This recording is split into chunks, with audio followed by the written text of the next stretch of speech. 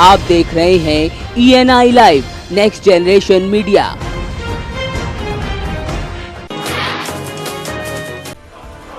मथुरा के बरसाना थाना क्षेत्र के नंदगांव इलाके में पुलिस और बदमाशों के बीच मुठभेड़ में एक बदमाश ढेर हो गया, जबकि एक बदमाश घायल हुआ है। वहीं दो बदमाश भागने में कामयाब रहे। दरअसल हरियाणा पुलिस को मुखबिर से बदमाशों के बारे में सूचना मिली थी। इन बदमाशों का हरियाणा पुलिस ने पीछा करना शुरू कर दिया, लेकिन बदमाशों ने पुलिस पर फायरिंग कर दी, जिसके बाद मथुरा पुलिस की मदद से एक बदमाश को ढेर कर दिया गया। ये हरियाणा के थे। हरियाणा की पुलिस टीम थी, पलवल की, होडल की और SHO कैंप, इनकी टीम थी। इनको ये इन्फॉर्मेशन थी कि जो बैठान के पास है उसमें कुछ बदमाश हैं, क्योंकि इन्हीं के एरिया के हैं, और इन्हीं के एरिया में जाकर वो आज कुछ हत्या करने वाले हैं, और ये उनका प्लान था उनको पकड़ने का। उसी क्रम में जब ये आगे बढ़े, बैठान के पास आए, तो इन्हें दो गाड़ियाँ दिखी और उसका वो पीछा करते हुए उनमें इनकाउंटर हुआ है, और एक गाड़ी इनकी भागकर हमारे बरसाना क्षेत्र में आ गई।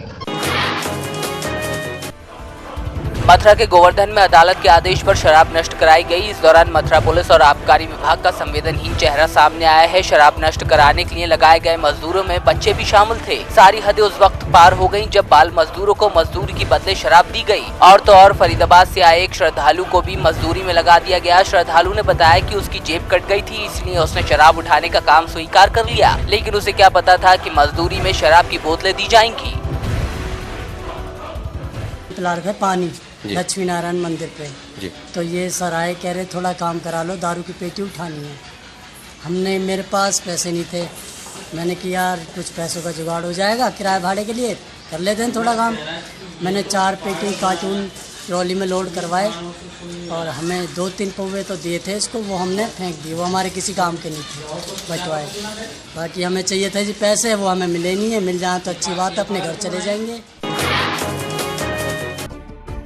मथुरा में सर्राफ से लूट और तिहरे हत्याकांड से व्यापारियों में रोष है। गुस्साए व्यापारियों ने होली गेट क्षेत्र और सराफा बाजार को बंद रखा। मथुरा पुलिस और यूपी सरकार के खिलाफ आम जनमानस में रोष बना हुआ है।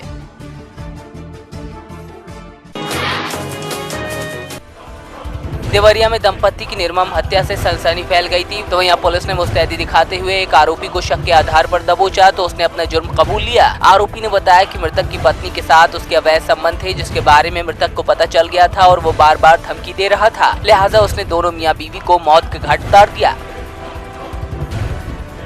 घटना दोनों 2 स्थानों पे हुई है। एक बार में पति पत्नी की हत्या साथ में नहीं की गई, पति की हत्या डिफरेंट स्थान पे की गई है और समय भिन्न है, और पत्नी की हत्या उसके बाद की गई है डिफरेंट स्थान पे। और इस बात की पुष्टि अरविंद के भाई गोविंद ने भी किया है कि उसका संबंध उससे था और उससे कई बार इसका विवाद भी हो चुका है। फतेहपुर जिले के असोतर ब्लॉक यमुना कटरी के किनारे बसे गांव की 13,000 जमीन यमुना नदी में समा जाने के बाद सरकार के उदासीन रवैये से नाराज ग्रामीणों ने अनिश्चितकालीन आमरण अनशन शुरू किया है। ग्रामीणों का कहना है कि मामले की शिकायत केंद्रीय मंत्री साध्वी निरंजन ज्योति से भी की गई, लेकिन अब तक कोई राहत नहीं मिली। ग्रामीणों का कहना है कि सरकार हमारे रहने की व्यवस्था कराए, नहीं तो आत्महत्या करने के लिए मजबूर हो जाएंगे। उनकी जमीन मिले और उनके लिए आवास मिले, मैं उसमें प्रयास कर रही हूँ और मुझे उम्मीद है कि ये कार्य जल्दी होगा। क्या लगता है इसमें कोई राजनीतिक? लेकिन अब वो लोग उसमें राजनीति कर रहे हैं जो काम कर नहीं पाए, जो कभी वहाँ देखने नहीं गए, जिन लोगों ने कभी उन किसानों की जमीनों की कभी चिंता नहीं हुई, आज धरना दे करके उस मुद्दे में राजनीतिक रोटियाँ सेकें। मुझे लग रहा है इससे ज्यादा घृणित कार्य और नहीं हो सकता। फतेहपुर जिले के चांदपुर थाना क्षेत्र स्थित दबसौरा गांव में एक नाबालिग बीते 15 दिन से गायब है और परिजन लड़की की बरामदगी के लिए दर-दर की ठोकरें खा रहे हैं। परिजनों ने गांव के ही कुछ लोगों पर शक जाहिर किया है। परिजनों की माने तो पुलिस ने आरोपियों को पकड़ भी लिया था, लेकिन बीजेपी सांसद और मोदी सरकार में मंत्री साध्वी निरंजन ज्योति की सिफारिश पर आरोपियों को छोड़ दिया गया।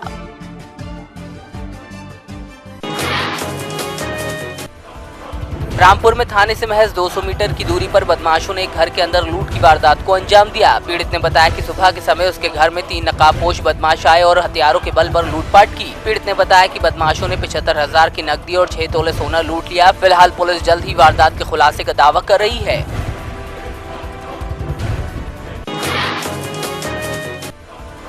शामली के कांधला में टेलीनॉर कंपनी के डिस्ट्रीब्यूटर से बाइक सवार 3 बदमाशों ने 29,000 की नकदी और मोबाइल लूट लिया। बदमाशों ने पीड़ित के साथ मारपीट भी की। फिलहाल मामला दर्ज कर पुलिस छानबीन में जुटी है।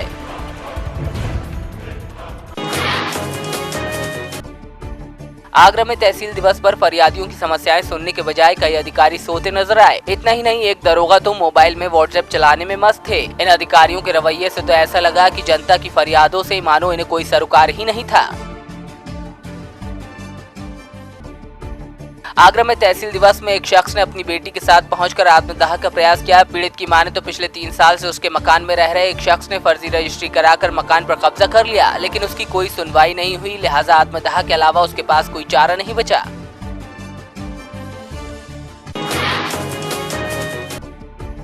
अमरोहा के हसनपुर ब्लॉक प्रांगण में तहसील दिवस का आयोजन किया गया, जिसमें दर्जनों शिकायतें आईं। तहसील दिवस में आने वाली शिकायतों का तत्काल निस्तारण किया गया, तो वहीं कई शिकायतों के निस्तारण के लिए संबंधित अधिकारियों को निर्देश दिए गए।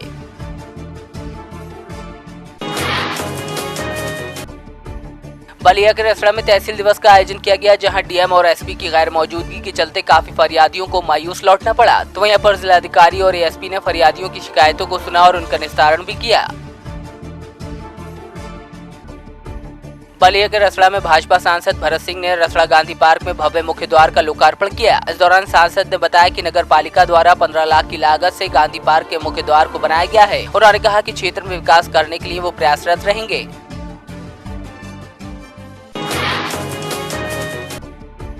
बदायूं के उघैती में नरेंद्र मोदी विचार मंच के कार्यकर्ताओं द्वारा स्वच्छ भारत अभियान चलाया गया। संगठन के कार्यकर्ताओं ने बिजनौर हाईवे के नजदीक मौनी बाबा के मंदिर में जाकर साफ सफाई की। इस दौरान संगठन के तमाम पदाधिकारी मौजूद रहे।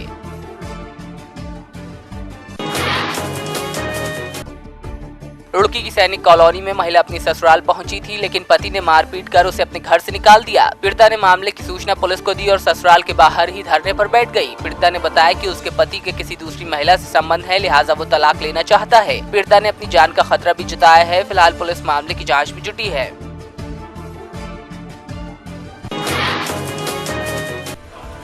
गुरदासपुर में महिला पुलिसकर्मी ने जहरीली दवा पीकर आत्महत्या कर ली। मृतका की बेटी ने बताया कि कुछ लोगों ने मां को फर्जी केस में फंसाया था, जिससे तंग आकर उसने आत्महत्या कर ली। मृतका की बेटी ने पुलिस पर भी मदद नहीं करने का आरोप लगाया। फिलहाल पुलिस मामले की जांच में जुटी है।